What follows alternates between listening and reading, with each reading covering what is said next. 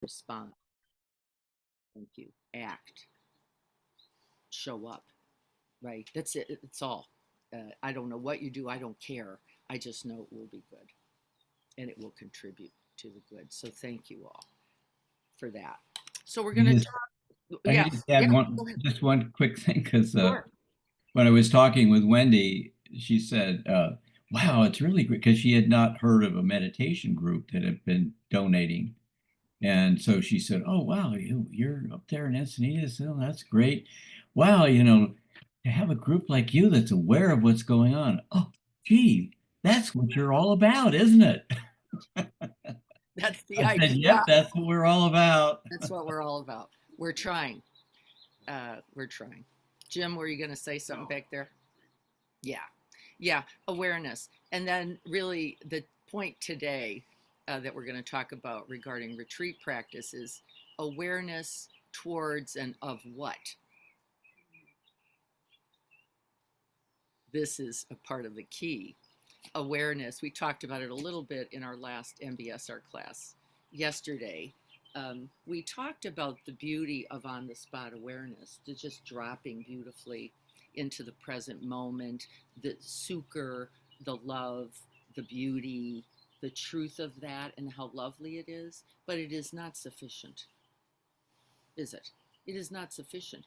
We need it desperately to balance us, don't we? Then with what is insufficient, what is not enough, what is untrue, right? And then we walk this very, very beautiful, tender, sometimes fragile path, right? Always trying to bring awareness to where the greatest possibilities lie. And then, how beautifully, what a segue for me, why retreat practice? So I'm going to ask the people here first, why? Why continuous, constant, elongated, your knees hurt, your back tightens, you get a headache, you can't remember when you ate, or did you drink enough, or, right? There's all that we can use. So why? Why do I do it every year for at least 3 weeks? Sometimes all at once, sometimes. Because emptying out, you have to reframe after you empty. Yes, you get to do both really in retreat. There is an emptying and a filling that both occur during retreat. That is exactly correct. They are self-informing, self-fueling, right? Uh, self-filling. It's all true. What else?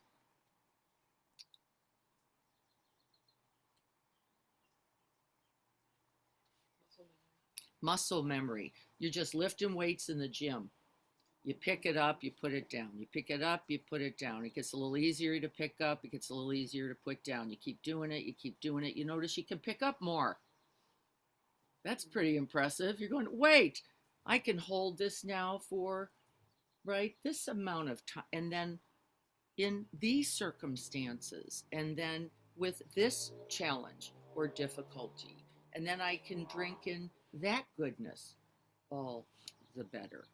Muscle memory, says Carrie. What else?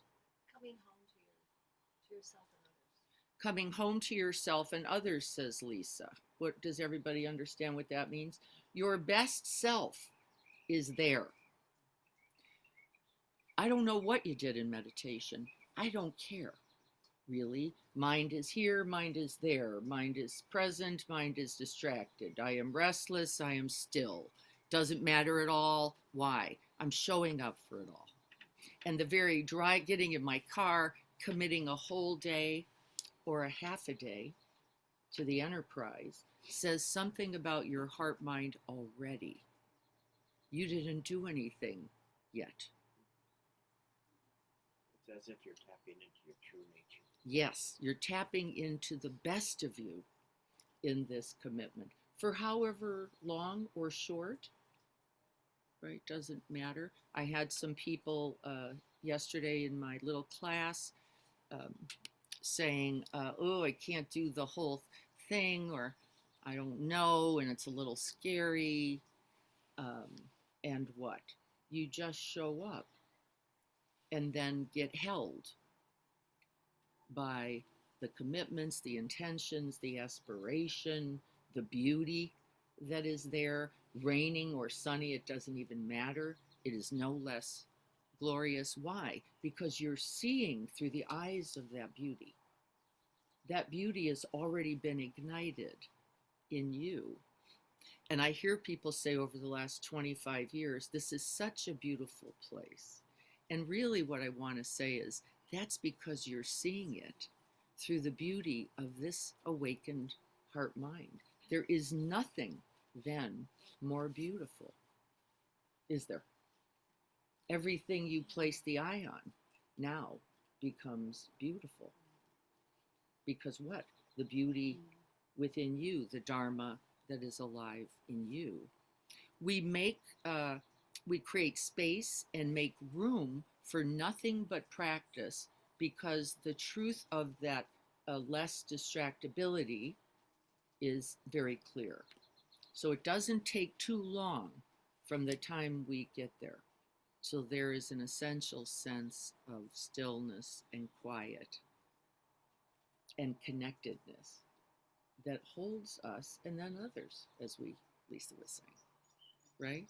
For whatever amount of time that is. In the old days, and I wrote this, retreat practice was just understood to be a requirement. It has, as I wrote, become a privilege. It cannot be. I'm taking it back. Taking it back. It can't be, because you cannot sustain this path. You can't. I can't without that continuous, all abiding, unconditional, no matter whatness of the practice for some amount of time longer than 45 minutes. You can't, and I can't. And so we commit ourselves. Why? Because we're a community that woman went, well, this is interesting, a meditation community. That's kind of odd. No, it isn't. It is the path, isn't it? It's not odd at all, but no one knows, because meditators have a tendency to hide out. They're in closets, as I was talking about yesterday, where I spent way too long. Way too long. Good morning, Leanne. We'll find a dry spot for you somewhere here. Right. Any other understandings? Practice because required, beneficial. What else? Returning. Jim says returning. My mother. I feel like I returned to my mother. Jim returns to his mother. You return to all the good. Yeah? That ever was. It is not just momentary. This is one of our mistakes about our mindfulness practice, isn't it? We have the mistake that it's just this moment. It's just this moment, just this moment, just this moment, which becomes every moment, actually. And from that benefit, what? We can access, Jim is saying, everything. Not only the things that are present here, but the things that were goodness yesterday and the day before. And then the wisdom from that and the love from that. And you can't do that either without stillness and silence. You cannot do that. Why? Mind moving in all directions. You cannot access all that is truly available to you in that overactive, hyperglandular, I don't know, some words here, turbocharged quality of mind. And so before we begin on Thursday at 11, we have committed ourselves in the packing, in the driving, in the what do I need, to getting there to put it all down, don't we? We commit ourselves for then whatever amount of time we're going to do that. Let me see if I can find some of those quotes. They're pretty useful. I think I'm going to have to go here. Let's see if it happens. Didn't happen that way. Let's try again. I really would like to read these for you. I might have to try to recite them, which would be so dangerous. You don't want me to have to do that. Here we go. So here's some of the words from the traditions. This is from the Satipatthana Sutta. This is the direct path for the purification of beings. We have studied this, so many of you will remember it. For the overcoming of sorrow and lamentation, for the disappearance of suffering and discontent, for acquiring the true path, for the realization of Nibbana, which is ultimately true happiness and freedom, namely the practice of the 4 foundations of mindfulness. Oh, that sounds like some good news. From the Dhammapada, as a fletcher straightens an arrow shaft, even so the discerning one straightens the mind. So fickle and unsteady, so difficult to guard. As a fletcher straightens an arrow shaft, this is the benefit of extended practice. From another sutta, bhikkhus, which means all of us practitioners, I do not see even a single thing, keep this in mind, not a single thing that brings such great benefit as the mind well guarded and well trained. A mind well guarded and trained brings great benefit to the world. Oh, that's encouraging. It's like the best infomercial ever. To avoid all evil, to cultivate good, and to purify one's mind. This is the teaching of the Buddhas and all awakened ones. This is the benefit of the practice and the path. Just as in the autumn, when the sky is clear and cloudless, the sun rising up dispels the darkness of space and shines forth and radiates, so too the practitioner, with a mind free of defilements, shines that wisdom, that love, that dispels all ignorance. Dispels all ignorance. Does not mean only yours, does it? All ignorance, that light. Mindfulness of in and out breathing, developed and repeatedly practiced, is the greatest fruit and of the greatest benefit. One more. There is no meditative concentration for one who lacks wisdom, and no wisdom for one who lacks meditative concentration. One who has both meditative concentration and wisdom is certain to accomplish Nibbana. So then concentration, something that cannot be achieved in momentary mindfulness. Moment, right? The beautiful sound of the bird, the beautiful green of these plants after a rain. They are beautiful, but they are not sufficient, are they? Without this capacity to stay, to hold present, to see the whole is one of the ways. We have to open to the fact that we may not achieve anything at all. I thought I'd better put this in because we can get a little drunk, can't we, on all of these amazing benefits, and they are true. And we better be open to the fact that we may not achieve anything at all that matches, this is the key, our preconceived ideas of the goal, of the practice, of the path, or how things, here it is, folks, should be. We have to let it all go.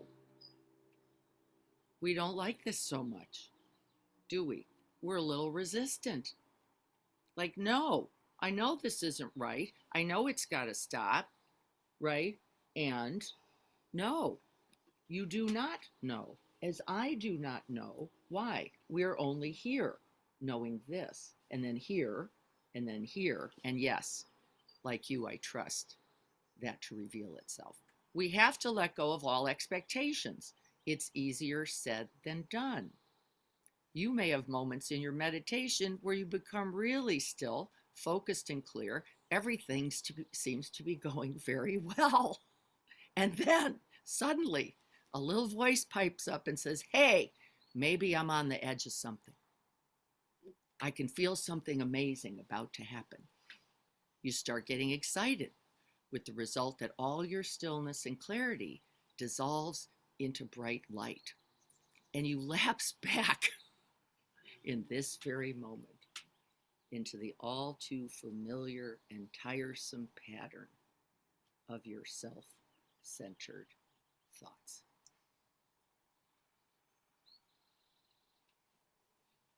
This is why we go to retreat. You have to be able to see this too, don't you? It is not simply resting in the bliss of it all.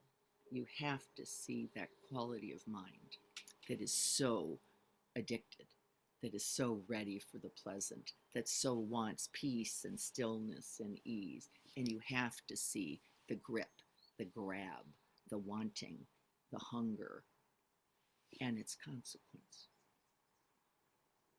And its consequence, right? And then we're ready to address that in the world, because here we are with ourselves going, oh, the greedy in us.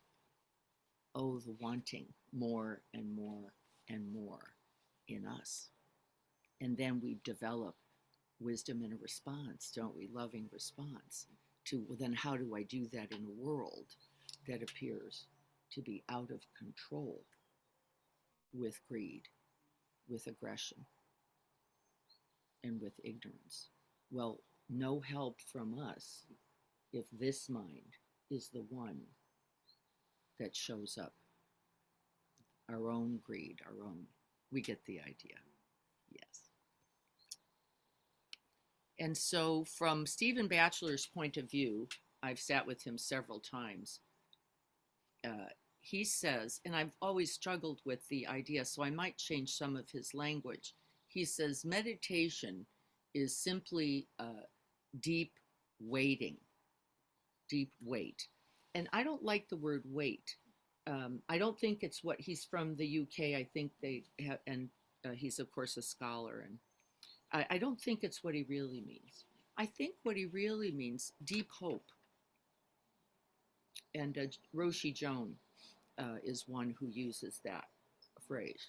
But it is not hope, then, she says, and so does Stephen Batchelor. We do not hope for another moment. We do not hope for another being.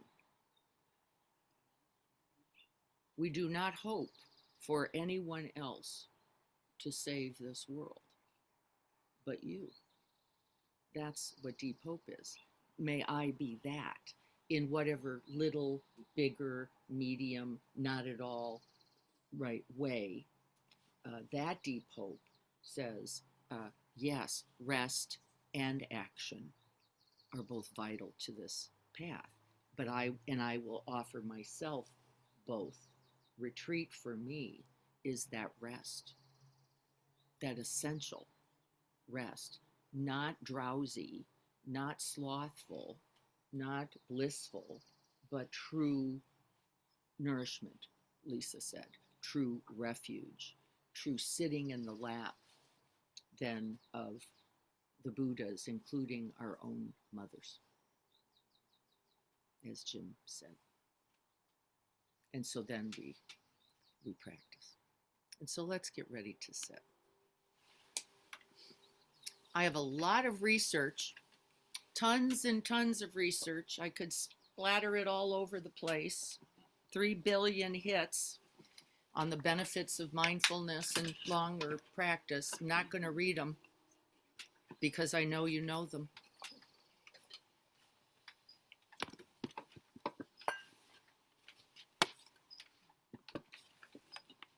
I'm going to take a sip. I'm getting a little dry. And so in the Zen tradition where I began, and now I am in all traditions, as I want you to be, because wherever the truth is, it is good. But in the Zen tradition, there's an essential question. And I love the question because it invites this deep listening, but it has no answer. There is just the listening. And it comes with a question we're going to invite over and over today. And that question is, what is this? What is this? And be watchful because you will immediately confront your greedy mind. Might be this. Maybe it's that raindrop that I just heard hit the cement. No is the koan. No, because now there's this. Right. And so we're going to abide in this way. Here we go. We have the sound of the bell. Let it carry the question. Along with all those who have struck the bell, who have heard the bell, who have bowed to the bells throughout all time. And may this bell be called up some many, many, many years from now. And may those who are in practice, who are in prayer, who are in goodness, also be able to count on us with just this bell.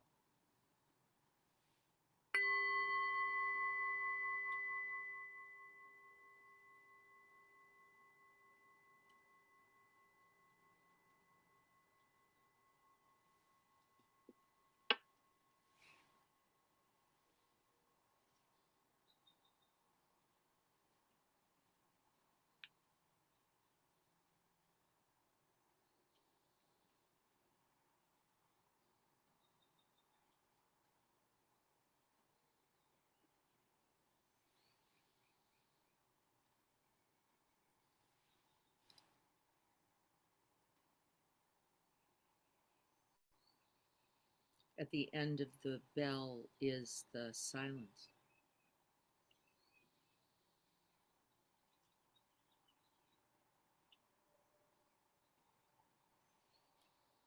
And then the whole of the world.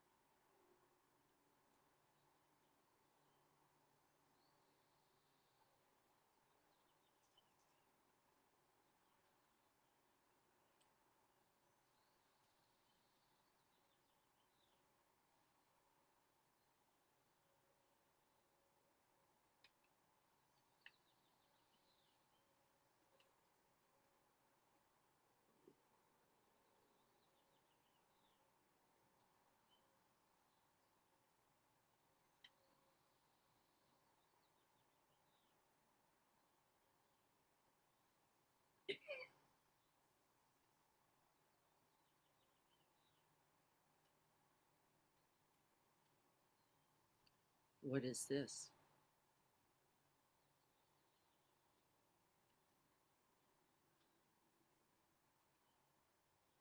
invites curiosity, inquiry, a required awakening.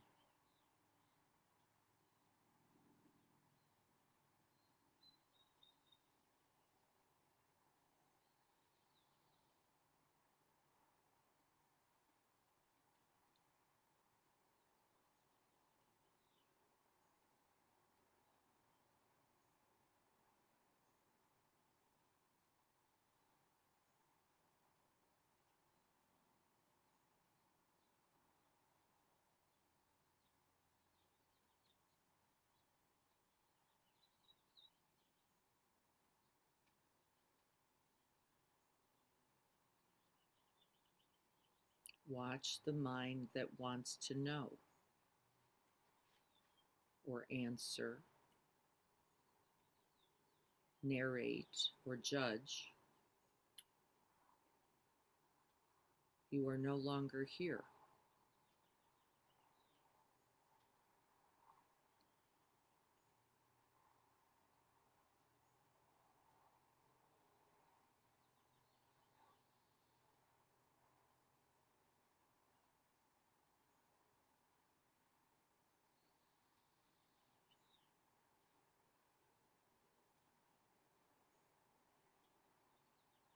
The mind rests in that stillness, in that silence, and in that open space and takes its qualities. Maybe better said, remembers its qualities as one's own.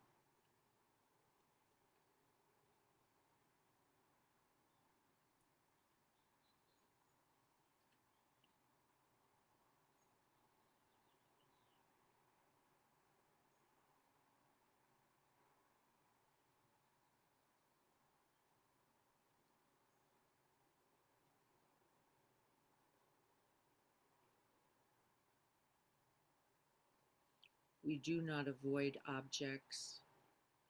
We simply recognize them as phenomenon rolling along, nothing static or still.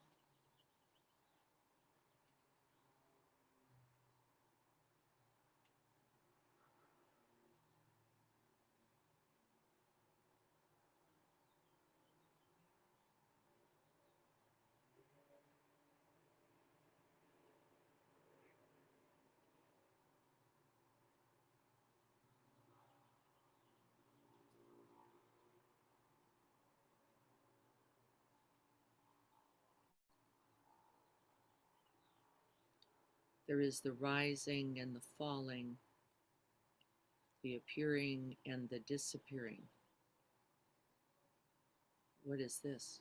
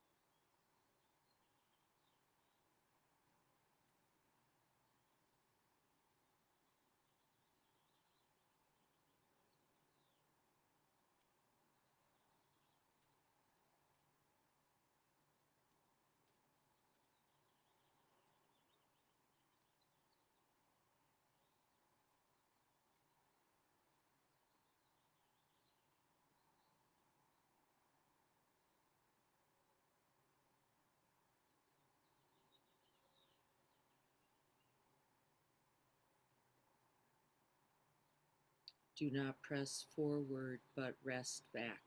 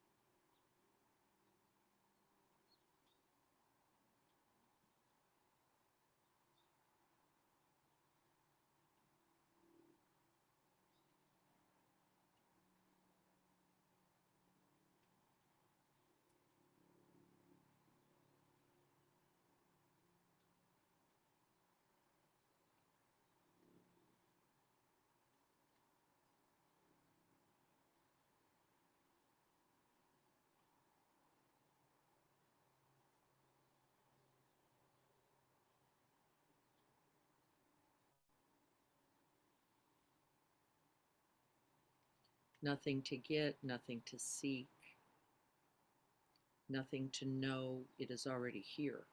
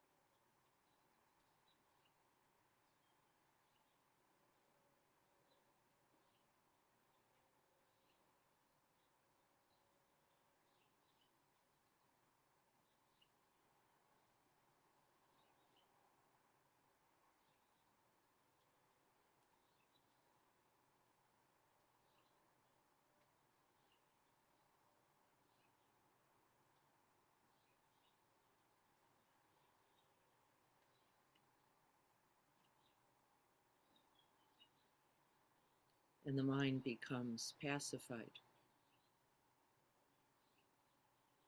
easeful, calm, and awakened.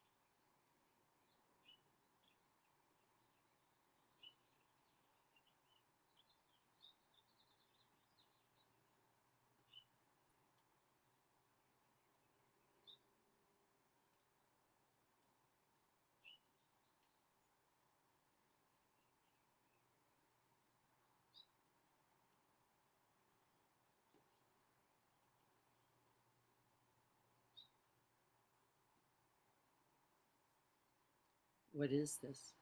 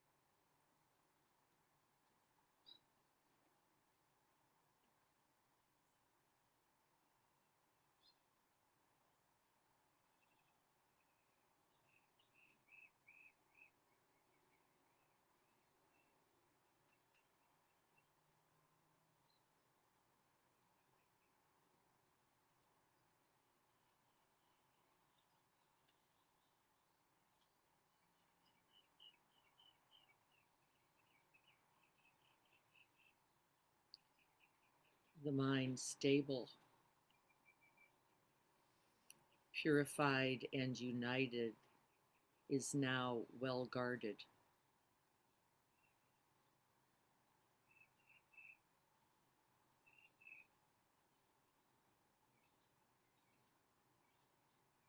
Free from greed, free from hatred, free from ignorance.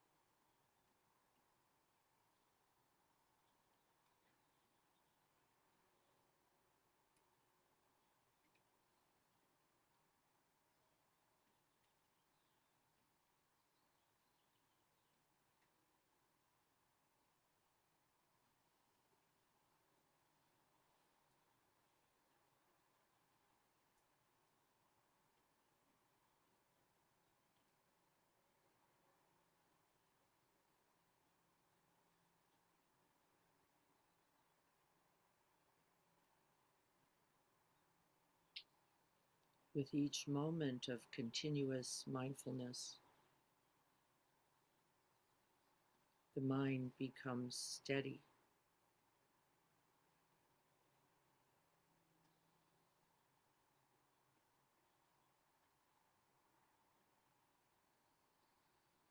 open, clear seeing,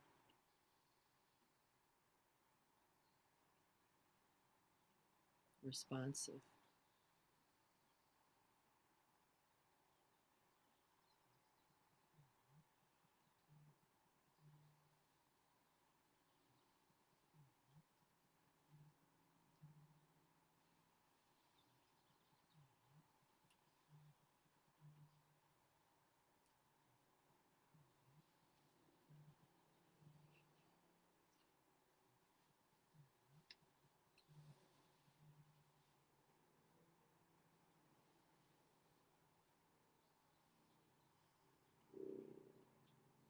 Free from sorrow,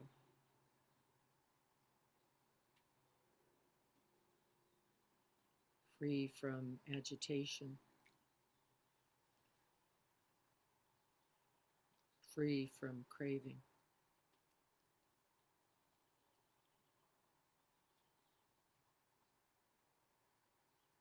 What is this?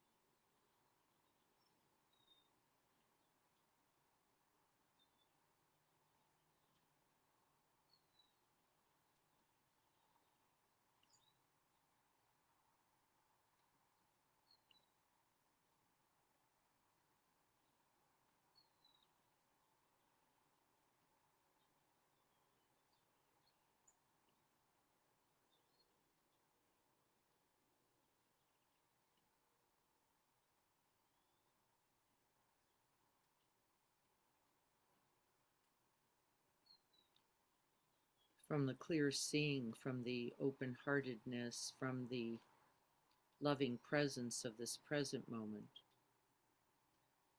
there is deep hope.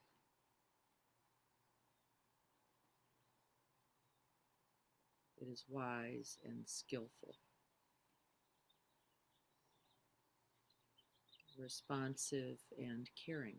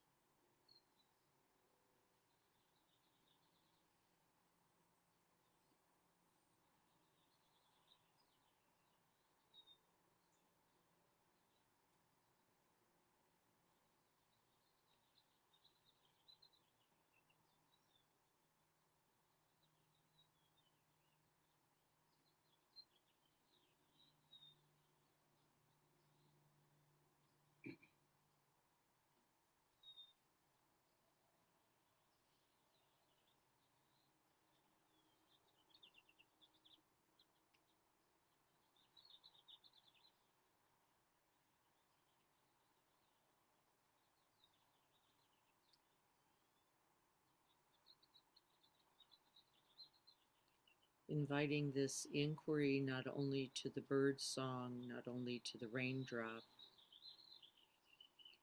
not only to the truth of impermanence, but to the quality of your own heart mind. What is this?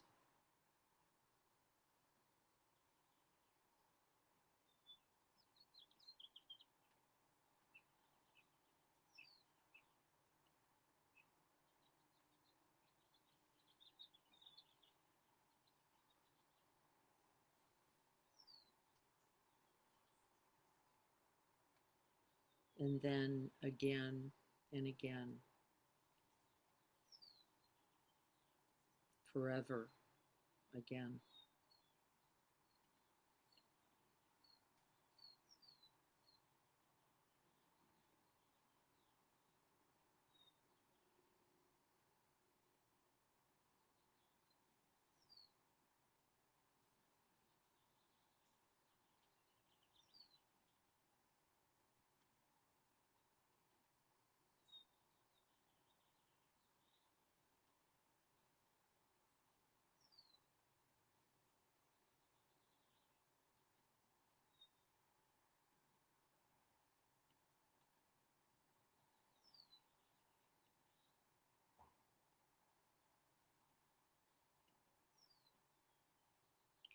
And may this stillness, this refuge,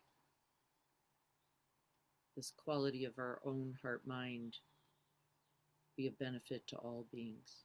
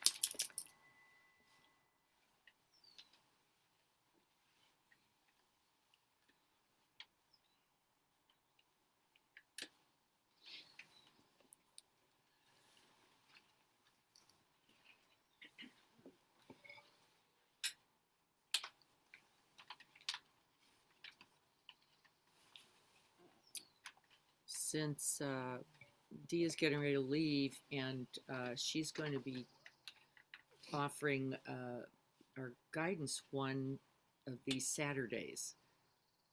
We have next Saturday is retreat. I guess we could do it from there, although that is fine. So we'll do next Saturday on Zoom from Quest Haven, so we don't have to worry about that. But then the following Saturday is the 17th. Is that right? It is. Jim, you're on for the 17th. And then Dia, you're on for the 24th. Yes, thank you. Thank you. And those are all on Zoom? Those are all on Zoom. There will be no garden now for the next three. We'll be at Quest Haven next Saturday. I will be in Chicago the other two Saturdays. And so we will not be back in the garden until the 31st.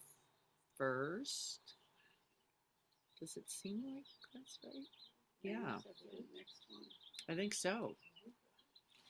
So you better get out to Quest Haven because that'd be the place to be. So what is this? It is not that. Jim says it is not that. It is not what you think. That's for sure. So if it's not that, Question when you enunciate different words. Right? yes. What is this? What is this? I have an attitude with the.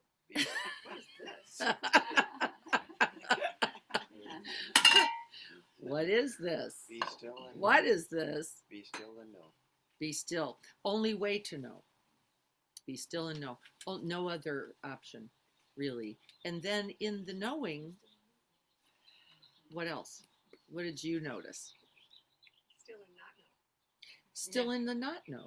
Still in the opening, the inquiry, the invitation, the investigation, the right still. With knowing everything to be known, just this is one of the answers to that koan. Just this. It only just this. And then what? Awake, aware, present, open, receptive, curious. Again and again, forever again. Is the path. And can you feel the freedom in it? It may just be a glimmer, a moment, a flash, right?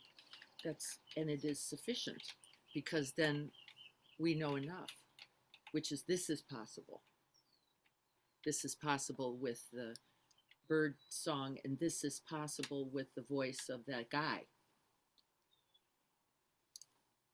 Right? There's no lessened possibility here.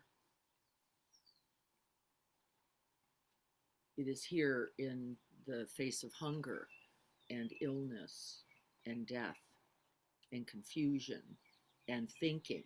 It's no problem at all. Is it? It's just then, oh yes, this appearance and then this appearance. But without difficulty, because what? Nothing yet to do but behold. Right? Nothing yet. Bring awareness. This is first. And we are so impatient. We refuse. Really, we want to know now. We want to have the plan today. We want to have it certain and guaranteed yesterday for the problem tomorrow. That is not, right, possible. And then we go into distress correctly, don't we? Correctly, because that cannot be lived. And then we say things, don't we? Ridiculous things like this is hopeless. There's no path. There's no way. This is insane. Truly. And you're right for tomorrow. You are right for tomorrow. But you are wholly wrong for right now. Aren't you? Completely. There is exactly this.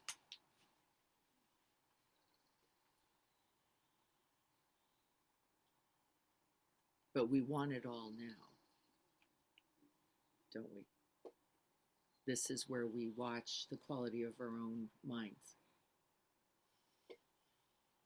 We want ease or peace or enlightenment or, right, a better world, let's say.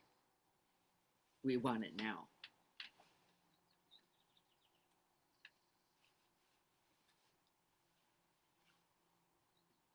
So what else came up for you when we kept inviting in stillness that inquiry?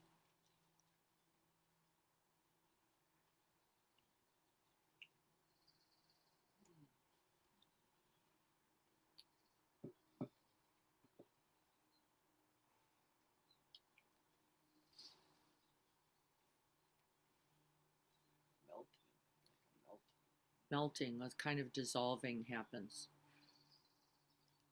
I notice for me the need to know more dissolves. This idea that I've got to get something else falls away for me. That hunger, that tanha, that is the cause of terrific suffering. Like if only I could get the something, right? The partner, the job, the new car, the better dog, the something.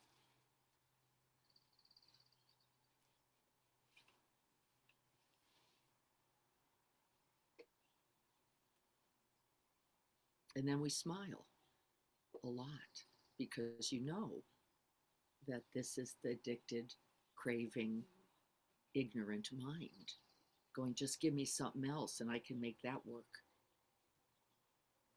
I'll make some other moment, some other day with some other qualities and characteristics.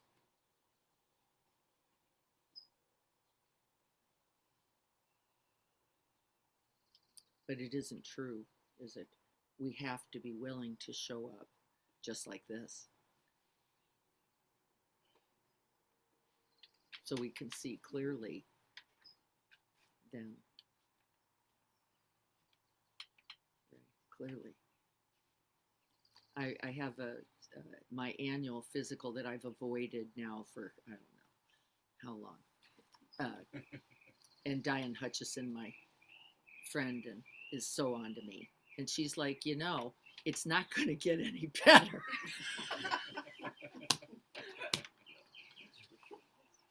Because give me another month. I'm going to get it together. It's not going to get any better. And I'm like, that's right. Exactly. Completely true. Right? It just is whatever it's going to be. Right? I think if I have another month with just plant-based, my cholesterol points will have gone down enough that she'll go, no, really, it was amazing. You did it. I've had a year, by the way. And it is true, by the way, that things are not the same.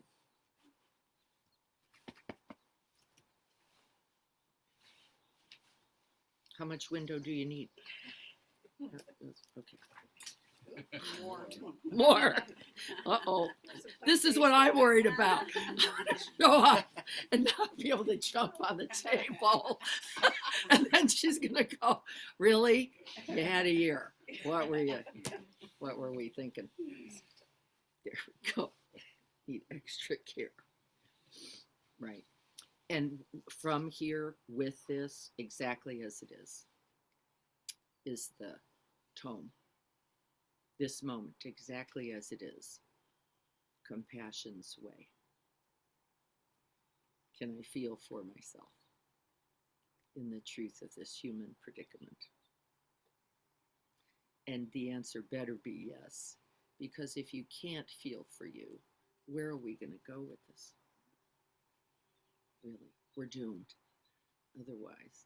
And so we sit still on purpose, don't we? So that we can finally open our hearts to whatever it is that appears.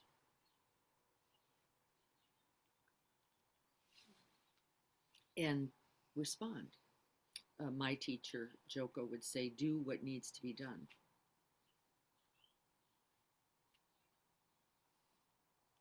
That's it. Do what needs to be done. And then what's the other truth? To the extent that I am capable of it.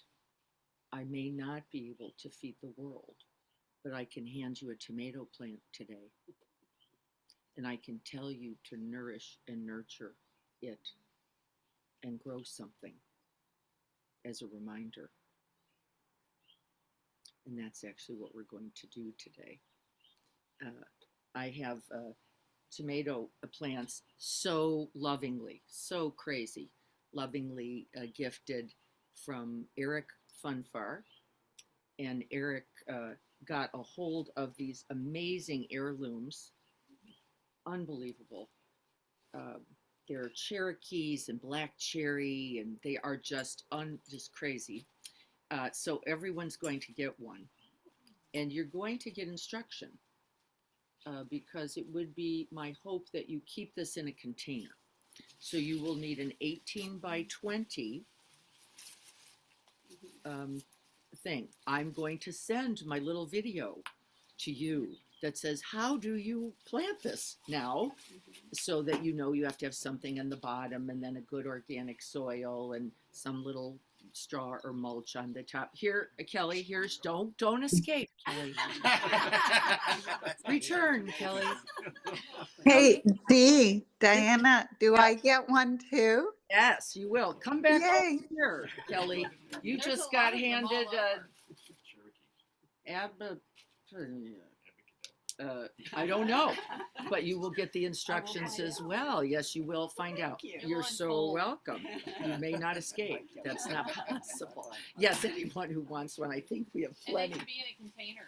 They will be in a container. Why? Why do I want them in a container? This is eco-awareness practice. Why do I want them in a container, not somewhere buried in the back of your yard? Why? So it can be tended. Tended daily. Daily. Yeah? The pressure. Uh-huh. No pressure at all. Little pressure. How's your airline doing?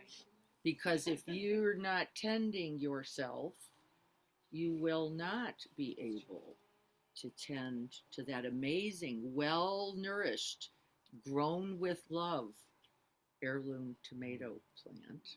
And then we're going to bring the bounty back. We're going to bring it back. So when you get your little cherries, you're going to walk those right back over here so we can share them, because that's the exchange, isn't it? This is it. This is it. This is how you do it. And it's not about being a great gardener. It's you're going to get all the 10 instructions that you need so that you can do this well, right? There is a wisdom and it is established. There is a way to do it that will, like in our meditation instructions, right? You get the instructions. You don't just have to figure it out by yourself, do you? Not at all. And then you follow the instructions and see what happens, right? And I want you to see what happens. So is there any, if you are online and you would like one and like to pick one up, just let me know. I think we have plenty. 18 by 20, right? 18 by 20, 18 not- wide, 20 deep. 20 deep. 20 deep. Cannot do less. We've done some research. So the black, there's a black thing that people buy their plants at, they give them away, They do. don't they, Dennis, at most gardens. So at Anderson's, at Cindy, get over here, Cindy. Need a tomato. This is, it's unbelievable. Yeah, Nobody you is safe. can't escape. This is a French heirloom Ooh. called Fouinois. Right. Leloir. This is For the yours. Montrealer. For the Montrealer. How perfect is that? I'm gonna Okay, escape. escaping. We now have, let's see what this is, a BCY black cherry. Black cherries. Yes, but that's a cherry tomato. Thank you. Tomato plant, please. Yes, gotcha, Greg. So we have some in the front and some in the back. Eco-awareness is awareness itself. Our earth is a reflection of what? Our attention, our lack of attention, our care. It reflects like a beautiful mirror, right? So we are going to be practicing together. So if you need a black pot, Anderson's is one, Armstrong on El Camino is another. They will give them to you, so you don't even have to go buy it. And today you'll get sent the instruction. If you cannot unconditionally attend to yourself, there we are, right? We have to, and this is good practice. And so I want it near you, not lost somewhere. It will require 8 hours of sun. It will require deep watering. It's in the instruction so that you can know. And we will have a little plant food here. You can sprinkle it on there. In as long if you're attending them, right? Carrie has a garden. I am going to put one up here. There's one right back there. That's the sun candy. That's going to be up here just as a reminder. 6 to 8 is direct sun. So you're going to have to find a spot for that. So anybody else who would like one. And thank you again to Denise and Eric, because what a great practice. Thank you. Yes, it's very exciting. Thank you. And we're going to see lots of amazing tomatoes. Some will come more quickly. Of course, cherries happen more quickly. So this is the truth of our practice. It is continuous in its bounty. And we know this too. It is continuous.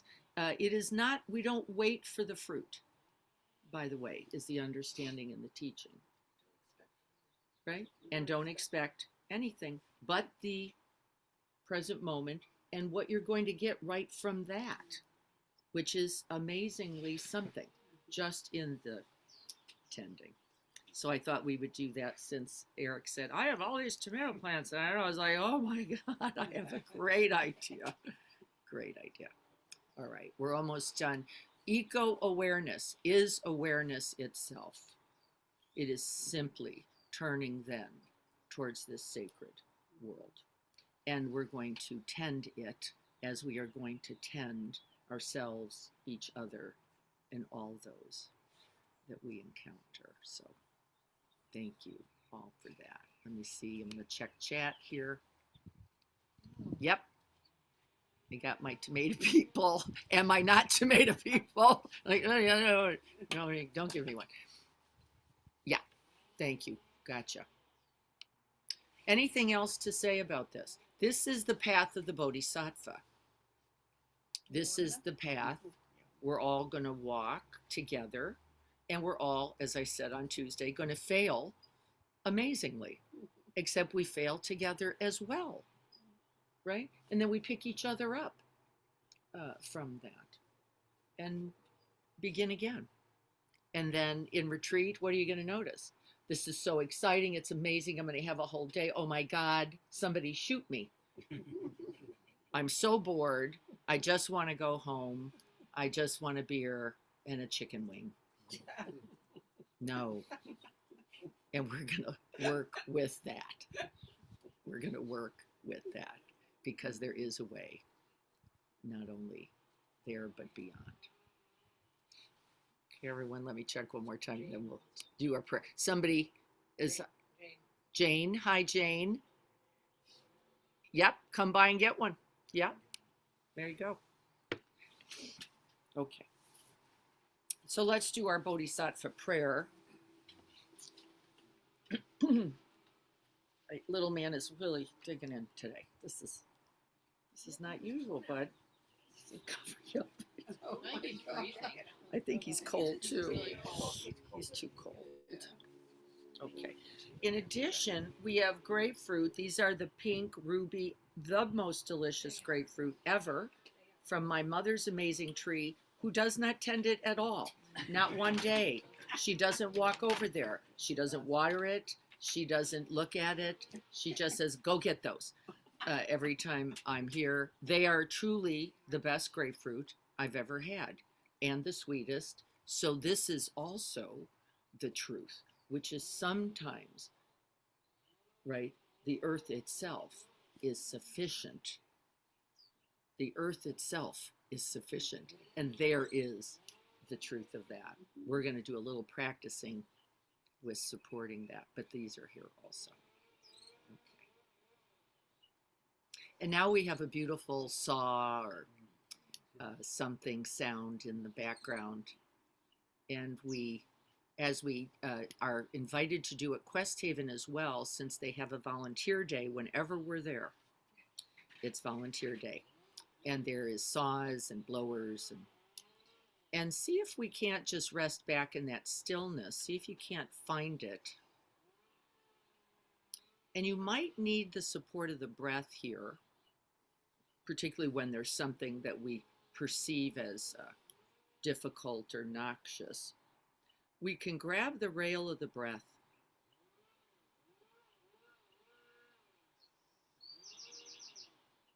and the breath is not the object so as to avoid the sound of the saw, but to stabilize the mind so that we can open to the sound of the saw and not be lost in it.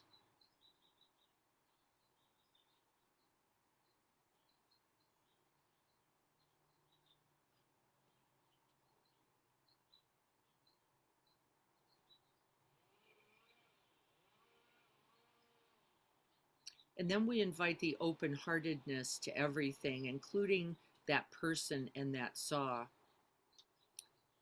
And through our prayer, we also wish them well. We wish them ease and freedom from harm.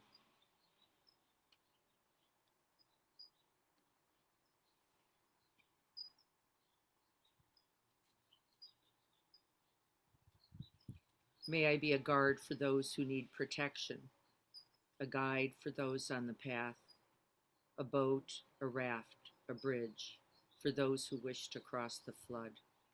May I be a lamp in the darkness, a resting place for the weary, a healing medicine for all who are sick, a vase of plenty, a tree of miracles. And for the boundless multitudes of living beings, may I bring sustenance and awakening, enduring like the earth and the sky, until all beings are freed from sorrow and all are awakened.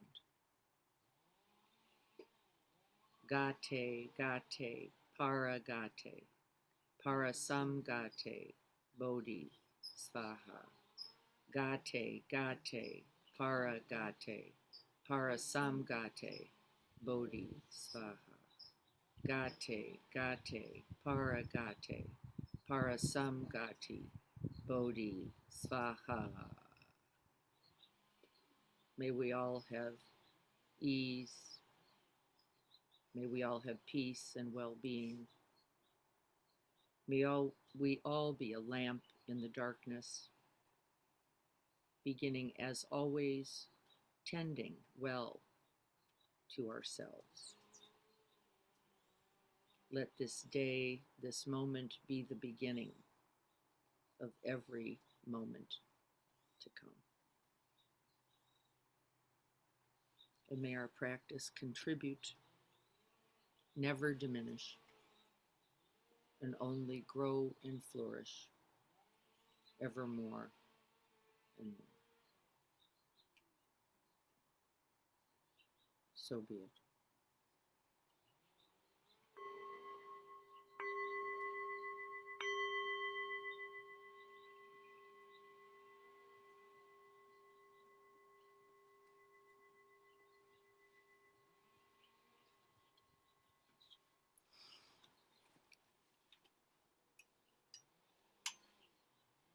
Thank you all so much. I'll look forward to seeing you Tuesday Zoom, Thursday Greg on Zoom. We will be starting on Thursday at Quest Haven at 11 a.m. If you haven't signed up, there is time. Please do so. I also sent something out with Carrie's number on it. You're so welcome, Scott. Hope to see you and see you all soon. I look forward to our time together always. Blessings.